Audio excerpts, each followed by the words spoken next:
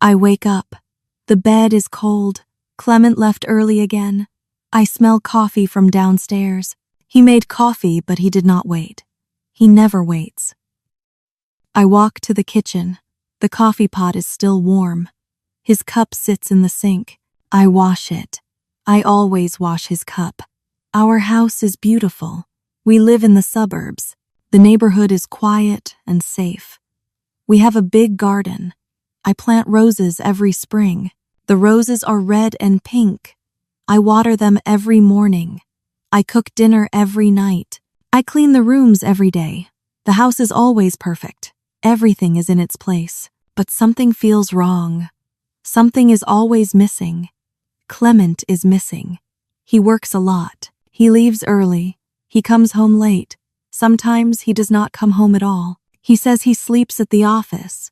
He says the project is important. I believe him. I want to believe him. Clement is a good husband. He never shouts at me. He never says bad words. He remembers our anniversary every year. He buys me expensive gifts. Last month he bought me gold earrings. They are beautiful, but they feel heavy. I wear the earrings when he comes home. He smiles. He says I look beautiful.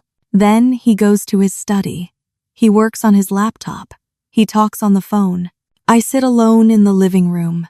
Sometimes I ask him questions. I say, Clement, why do you work so much? I say, Clement, can we have dinner together? I say, Clement, I miss you. He always gives the same answer. He holds my hand. He looks into my eyes. He says, it's work, Wilfred. I'm doing this for us, for our future.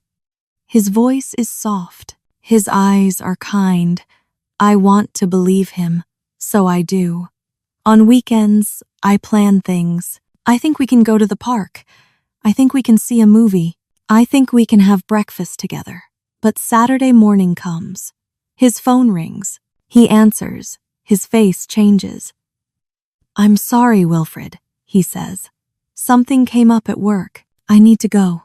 He kisses my forehead. He grabs his bag. He drives away. I stand at the window. I watch his car disappear. I go back to the kitchen. I eat breakfast alone. The eggs get cold. The toast gets hard. I throw them away. Sunday is the same. He says he will be home early. He says we will have dinner. I cook his favorite meal. I set the table. I wait. 6 o'clock comes. 7 o'clock comes. 8 o'clock comes. My phone beeps. It is a text message. Working late. Eat without me. Sorry. I look at the food.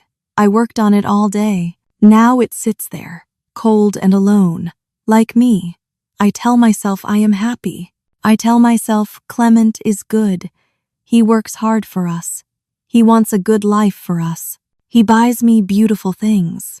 He never forgets important days. But at night, the bed is so big. The house is so quiet. I lie on my side. I look at his empty pillow. I wait for the sound of his car. But the sound does not come. Sometimes I cry. But I stop quickly. I tell myself I am being silly. I tell myself other women have worse problems. I tell myself I am lucky. I have a beautiful house. I have expensive gifts. I have a husband who is kind. He never hurts me. He never shouts. He gives me everything. Everything except himself. In the morning, I wake up. The bed is cold again. I smell coffee again. I go downstairs again. His cup is in the sink again, and I wash it again. I am living with a ghost. A kind ghost. A generous ghost. But still a ghost. I choose to believe in his kindness. I choose to believe in his words. I choose to believe because the truth is too hard. The truth is that I am alone. The truth is that I married a man who is never here. But I do not think about the truth. I think about his smile. I think about his gifts. I think about the day he will finally stay home. I tell myself that day will come. I tell myself I just need to wait. I tell myself love means being patient. So I water my roses. I cook my meals. I clean my house. And I wait. I always wait. Today is special. Today is our 10th anniversary. 10 years of marriage. 10 years together. I wake up early. I want everything to be perfect. I go to the store. I buy fresh vegetables. I buy good meat. I buy wine. I spend hours in the kitchen. I cook his favorite dishes. I make roast chicken. I make potatoes with butter. I make a chocolate cake. The smell fills the house. Everything looks beautiful. I set the table with our best plates. I put candles on the table. I put flowers in a vase. I wear my best dress. I wait for 6 o'clock. That is when he usually comes home. 6 o'clock comes. He does not come. I wait. The food stays hot in the oven. 7 o'clock comes. My phone rings. It is Clement. "Wilfred, I'm so sorry," he says. His voice sounds tired. "There's an urgent project. I need to stay at the office. I can't leave." My heart drops. I look at the table. I look at the food. I look at the candles. "But Clement," I say, "it's our anniversary." "I know," he says. "I know. I'm sorry. I'll make it up to you. I promise." He ends the call. I stand in the kitchen. The candles burn. The food gets cold. I do not cry. Not yet. I sit at the table. I look at the empty chair. His chair. I eat alone. The chicken tastes like nothing. The cake is too sweet. Everything is wrong. At 8 o'clock, the doorbell rings. I open the door. A man in a uniform stands there. He holds a small box. "Delivery for Mrs. Wilfred," he says. I take the box. I close the door. I open it slowly. Inside is a necklace. A diamond necklace. The diamonds shine under the light. They are big and clear. This necklace costs thousands of dollars. There is a note. "Happy anniversary. I love you. Clement." I put the necklace on. I walk to the mirror. The diamonds look beautiful on my neck. They catch the light. They sparkle. But they feel cold. So cold. I touch them. They are hard and perfect. Just like everything Clement gives me. Beautiful but cold. Expensive but empty. I cry. The tears fall down my face. They fall on the diamonds. The necklace is beautiful, but it is not what I want. I want him. I want my husband. I want him here with me, but he is not here. He is never here. The next days are the same. I wake up. I clean the house. I dust the furniture. I vacuum the floors. I wash the windows. Everything shines. Everything is perfect. I go to the garden. I water the roses. I pull the weeds. I cut the dead flowers. The garden looks beautiful, but I work alone, always alone. I make lunch. I eat alone. I make dinner. I eat alone. I sit on the sofa. I watch TV, but I do not really watch. My eyes see the screen, but my mind is somewhere else. I wait for the sound of his car. I listen for the door. But the sound does not come. The door stays closed. At night, I lie in bed. The house is dark and quiet. Too quiet. I look at his empty side. I reach out my hand. I touch his pillow. It is cold. This is my life now. This is my routine. Clean, cook, wait. But waiting for what? For a man who is never home. The next morning, I hear the door. Clement comes home. It is 6 in the morning. He looks terrible. His eyes are red. His face is pale. His clothes are messy. I want to be angry. I want to shout. I want to say, "You missed our anniversary. You left me alone." But I look at his face. He looks so tired. So very tired. He sits on the sofa. He closes his eyes. "I'm so tired," he says. His voice is weak. The project was difficult, but I finished it. I did it for us. He opens his eyes. He looks at me. "I'm so tired, but it's all worth it for you." My anger goes away. I feel guilty now.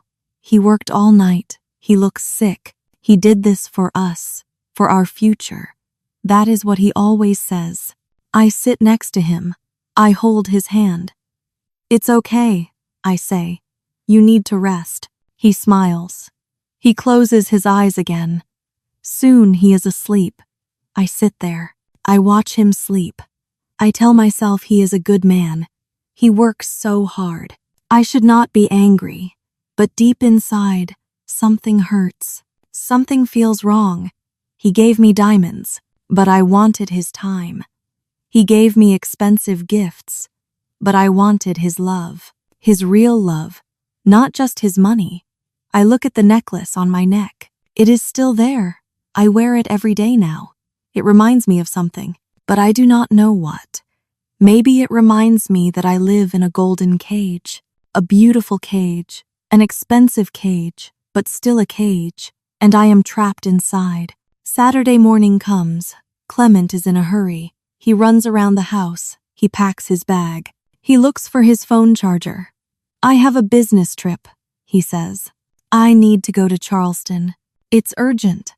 I'll be back tomorrow night. Charleston is 4 hours away. He goes there often. He says the company has an office there. He says he meets clients there. I nod. I always nod. Okay, I say. Drive safe.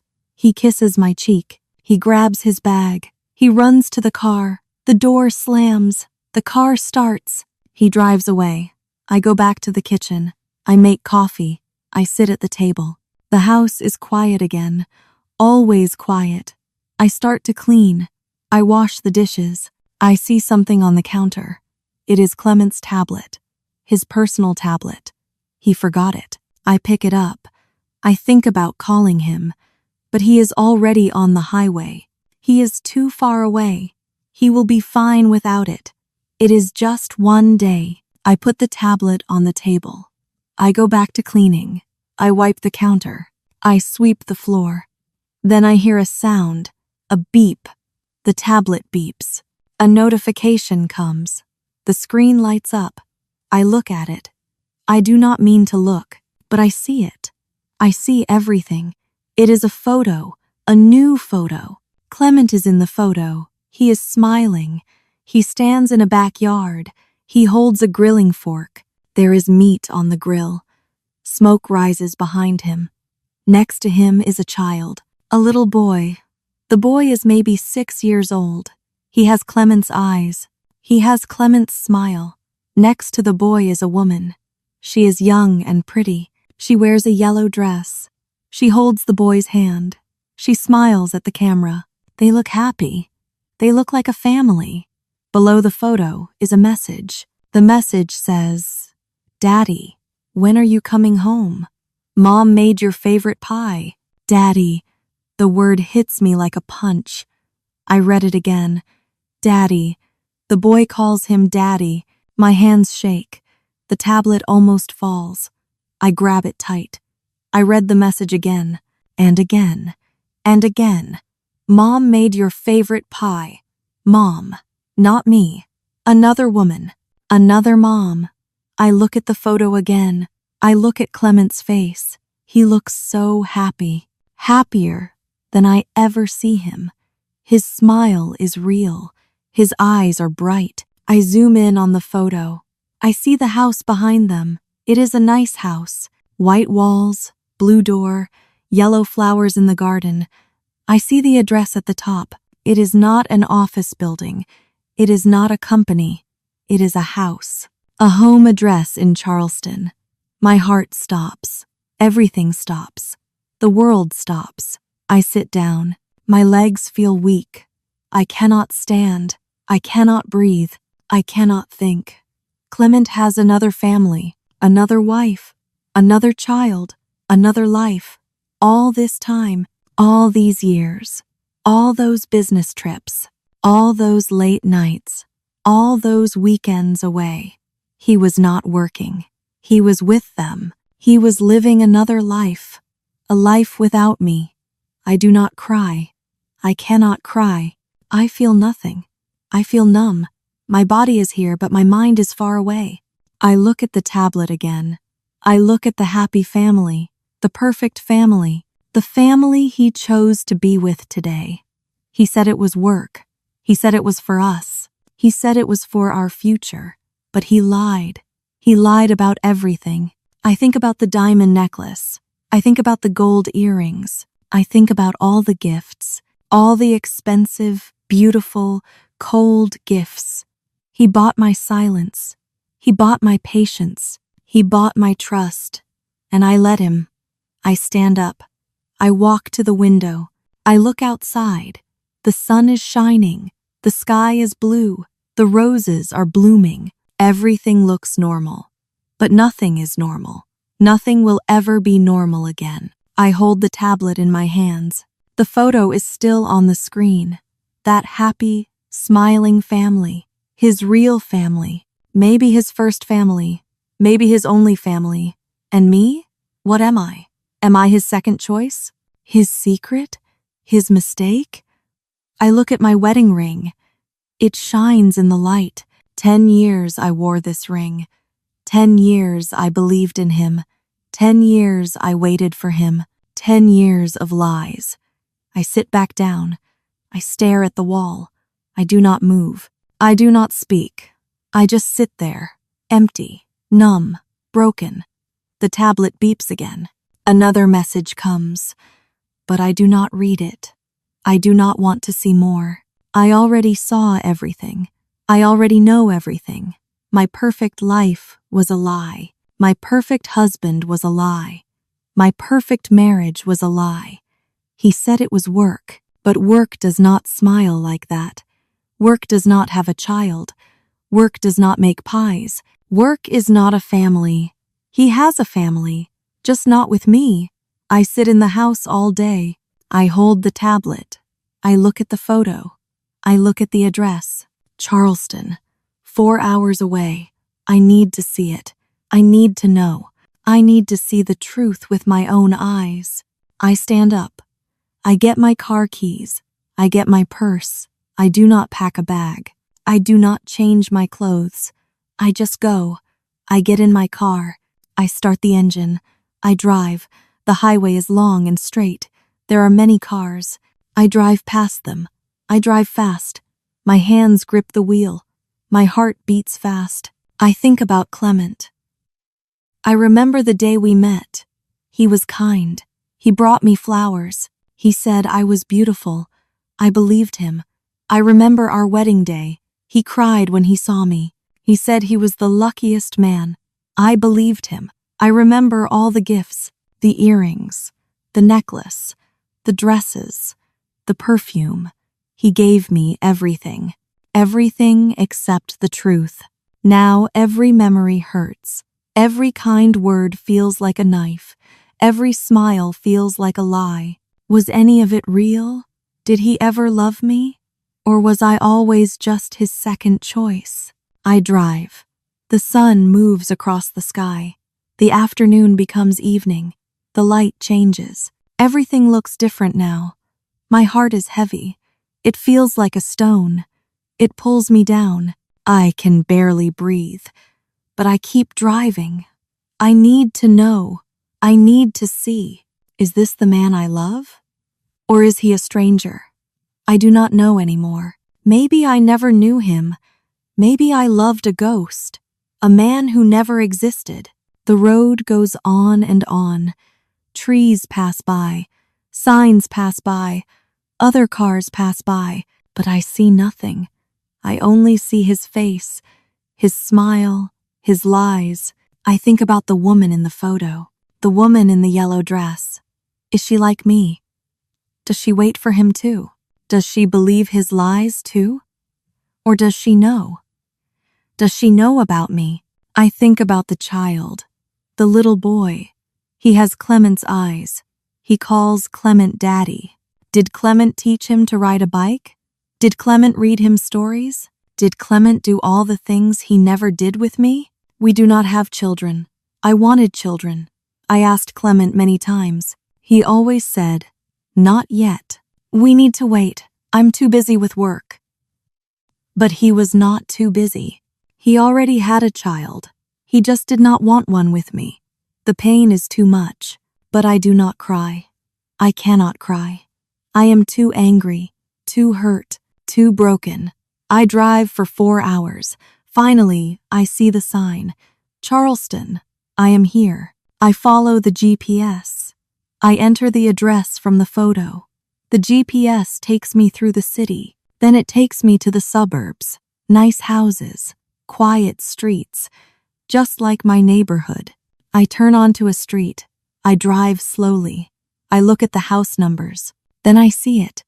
The house from the photo. White walls, blue door, yellow flowers in the garden. It looks so peaceful, so normal, so perfect. It looks almost like my house. The same style, the same size, the same garden. He built 2 lives that look exactly the same. I park across the street. I turn off the engine. I sit in the car. I cannot move. I just look at the house. The lights are on inside. I see shadows moving. People are home. They are having dinner. They are living their life, his other life. I get out of the car. My legs shake. I walk slowly to the sidewalk. I stand under a tree. I hide in the shadows. I watch the house. Then I see him, Clement. He walks past a window. He is inside. He is really here. It was not a lie. It was not a mistake. It is all real. He wears an apron. A blue apron. I know that apron. I bought it for him 2 years ago. For his birthday. He said he loved it. He said he would use it. But he never cooked it home. He never wore it. Not for me. But he wears it now. For them. He moves around the kitchen. He looks happy. He looks relaxed. He looks like a different person. Not the tired man who comes home to me. Not the stressed man who always works. He looks free. Then I hear it. Laughter. His laughter. It comes through the open window. It is loud and real. It is the laugh I remember from long ago. The laugh from when we were young. The laugh I thought I lost, but I did not lose it. He just gave it to someone else. The woman walks into the kitchen. She smiles at him. She says something. He laughs again. He touches her face. He kisses her forehead, the way he used to kiss mine, a long time ago, before the lies, before the work, before everything changed. The child runs into the room. Clement picks him up. He spins him around. The boy laughs. They both laugh. They look so happy, so perfect, so real. This is his real life. This is where he wants to be. Not with me, with them. I stand there. I watch them. I feel nothing. I am empty, hollow, dead inside. I thought I knew him. I thought I loved him. But I loved a lie. I loved a man who does not exist. The real Clement is in that house, with that family, living the life he chose, the life he wanted, the life that does not include me. I turn around. I walk back to my car. I get inside. I close the door. I sit in the dark. And finally, I cry. I sit in the car for a long time. I cry. I think. Then I stop thinking. I just act. I get out of the car. I walk to the house. My legs move, but I do not feel them. I am like a machine. I just move forward. I walk around the house. I go to the backyard. The gate is open. I push it. I walk in. They are all there. Clement stands by the grill. He holds the tongs. Meat cooks on the fire. Smoke rises into the air. The boy sits at a table. He drinks juice. The woman sets plates down. They look perfect. They look happy. They look like a real family. I take another step. Clement sees me. His face goes white. The tongs fall from his hand. They hit the ground. Metal on stone. The sound is loud. Everything stops. The boy stops drinking. The woman stops moving. Clement stops breathing. They all stare at me. Nobody speaks. The silence is heavy. It crushes everything. The woman looks at Clement. Then She looks at me. Clement? She says. Her voice shakes. Who is this? Clement does not answer. He just looks at me. His face shows no surprise. He looks tired. So very tired. Like he waited for this day. Like he knew it would come. He sighs. It is a long, deep sigh. The sigh of a man who carried a heavy secret for too long. Julianne, he says quietly. He does not look at her. He looks at me. Please take Daniel inside. Julianne. So that is her name. The other woman, the other wife, the other me. What? Julianne says. Clement, what's going on? Who is she? Please, Clement says. His voice is calm, too calm. Just go inside. Take Daniel. I will explain everything later. Julianne looks confused. She looks scared. But she obeys. She takes the boy's hand. Come on, Daniel, she says. Let's go inside. The boy looks at me. His eyes are big and curious. Who is that lady, Mommy? He asks. I don't know, baby, Julianne says. Come on, let's go. They go inside. The door closes. Now it is just us, me and Clement, the man I married, the man I loved, the man I do not know. Wilfred, he says. He takes a step toward me. I take a step back. Don't, I say. My voice is cold. Don't come near me.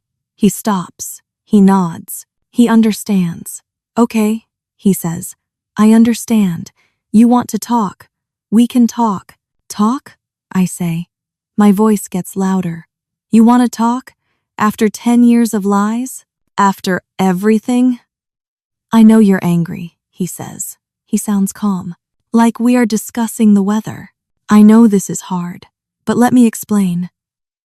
Explain? I say. What can you explain? You have another family, another wife, another child. What is there to explain?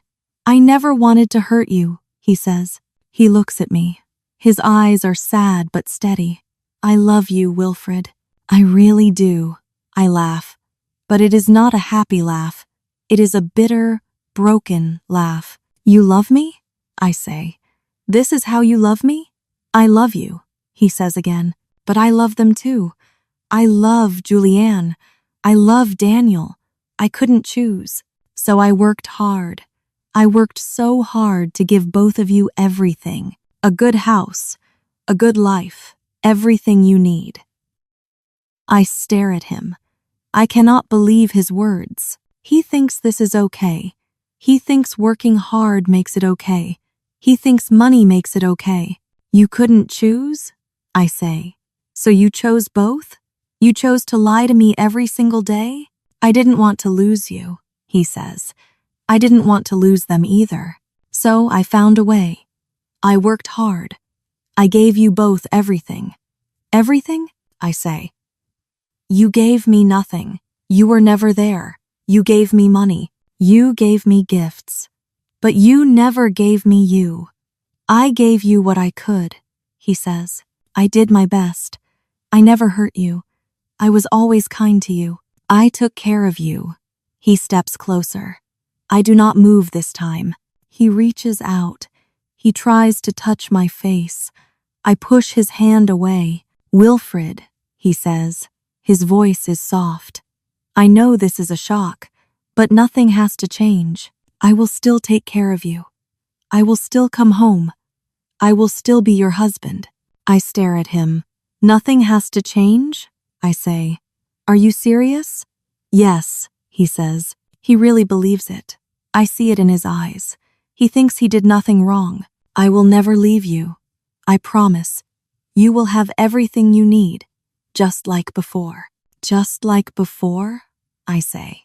Before, when I waited alone every night. Before, when you missed our anniversary. Before, when you lied every single day. I never meant to hurt you, he says. I was kind to you. Always kind. I never shouted. I never hit you. I gave you everything. He really believes it. He really thinks kindness is enough. He thinks gifts are enough. He thinks being nice makes the lies okay. He reaches for me again. He tries to hug me. "Please, Wilfred," he says. "We can make this work. Nothing has to change." I push him away, hard. He stumbles back. He looks surprised. "Everything has changed," I say. My voice is quiet but strong. "You are not the man I married. You are a stranger, a liar, and I will never trust you again." "Wilfred," he starts. "No," I say. "I am done. I am done waiting. I am done believing. I am done with you." I turn around. I walk away. He calls my name, but I do not stop. I do not look back. I walk through the gate. I walk to my car. I get in. I start the engine. In the mirror, I see him. He stands in the yard. He watches me leave. He looks sad. He looks confused. He does not understand. He does not understand what he did wrong. He was kind. He worked hard. He gave me everything. Everything except the truth. Everything except loyalty. Everything except real love. I drive away. I leave him standing there. I leave his perfect house. I leave his perfect family. I leave his perfect lies. And I never look back. I drive home in the dark. The road is empty. I feel empty too. I cannot stay with him. I cannot love a man who divides his heart. A man who thinks love is a job. A man who thinks gifts fix everything. I reach home at midnight. The house is dark and quiet. I turn on the lights. Everything looks the same, but nothing is the same. I go upstairs. I get a suitcase. I pack some clothes. I pack some shoes. I pack my mother's photo. I do not pack the expensive gifts. I leave them all behind. I go back downstairs. I take off the diamond necklace. I put it on the dining table. I put all the jewelry next to it. The earrings, the bracelets, everything he gave me, everything he used to buy my silence. They sit there, cold and shining, beautiful but empty, just like his love. I walk to the bathroom. I look in the mirror. I look tired. I look sad. But I also look free. I put my hand on my stomach. Something grows inside me. Someone grows inside me. I am 2 months pregnant. I found out 3 weeks ago. I wanted to tell Clement on our anniversary. I bought a card. I bought a baby book. I was so happy, but he did not come home. He sent diamonds instead. Then I found his other family, his other life. Now it is just us, just me and this baby. I look at my wedding ring. I take it off. I put it on the counter. 10 years I wore this ring. 10 years of waiting. 10 years of believing. So much work. Loving him was work. Trusting him was work. Waiting for him was work. The hardest work I ever did. He said it was work. He was right. But now I am done. I am retired from this love. I take my suitcase. I walk to the door. I do not leave a note. I do not leave an explanation. I just leave. I get in my car. I drive away. I look at the house one last time. The house where I waited for a ghost. The house that was never really a home. I do not know where I am going. But I have my freedom now. I have my truth. I have my baby. I have my future. The road is dark, but I keep driving. I drive towards something new, something real, something mine. He said it was work. Loving him was the hardest work I ever did. Now, I am retired. Thank you for welcoming this story into your day. If it brought you comfort or helped your English, please give it a like. Sharing this video helps these stories travel farther. And please subscribe to Teddy English Story. It's free, but it shows your support in a big way. Turn on notifications so you can return easily for the next story. I'm already writing it for you.